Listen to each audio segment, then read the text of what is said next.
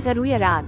बादशाह शहरमान और शहजादा कमर अल-ज़मान की कहानी। जब पूरी 117 रात हुई तो उसने कहा कि ऐ नेक बख्त बादशाह, पुराने जमाने में एक बादशाह था जिसका नाम शहरमान बादशाह था। इसके पास बहुत लाव लश्कर था, लेकिन वो बूढ़ा हो गया था और इसकी हड्डियां कमजोर हो गई थीं और इसके कोई लड़का न था। इस पर वो बहुत मतफक्कुर और गमगीन और बेचैन रहता था। एक दिन उसने अपने एक वजीर के आगे शिकायत की और कहने लगा कि मुझे अंदेशा है कि मेरे मरने के बाद मुल्क ज़ाया हो जाएगा, क्योंकि मेरा कोई बेटा नहीं जो मेरे बाद हुकूमत करे।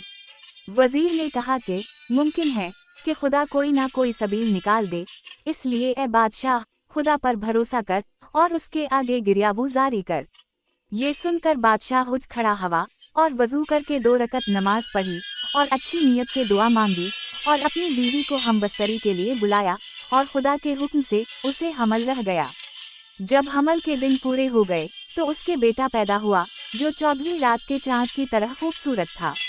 बादशाह ने इसका नाम कमर अल-ज़मान रखा और खुशियाँ मनाएं और हुक्म दिया कि शहर में चिरागां किया जाए और 7 दिन तक चिरागां किया गया और शादियाँ बजाए गए और लोगों ने मुबारकबाद दी और बच्चे के लिए दाइयाँ और मामाएं मुकर्रर की गईं और निहायत नाज व नमा में इसकी परवरिश हुई, यहाँ तक कि वो 15 साल का हुआ।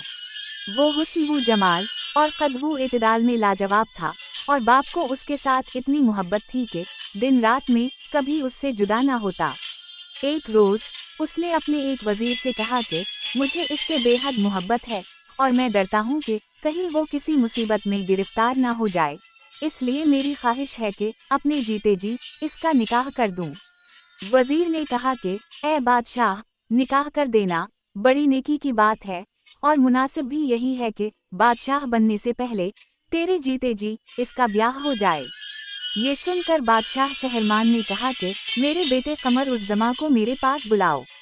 जब वो हाजिर हुआ तो उसने अपने बाप के अदब की वजह से अपनी आंखें नीची कर लें। बाप ने कहा कि ए कमर अल-ज़मान, मैं चाहता हूँ कि तेरा ब्याह कर दूं और अपने जीते जी तुझ पर खुश हूँ।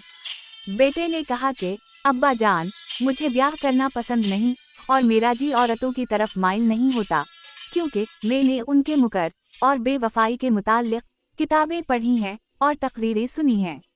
अब्बा जान, ब्याह तो मैं हरगिज़ ना करूँगा, ख्वाह इसमें मेरी बर्बादी ही क्यों ना हो। जब सुल्तान शहरमान ने अपने बेटे को ये कहते सुना तो इसकी आंखों के आगे अंधेरा छा गया और उसे बहुत गम हुआ। अब शहरजाद को सुबह होती दिखाई दी और उसने वो कहानी बंद कर दी जिसकी उसे इजाज़त मिली थी।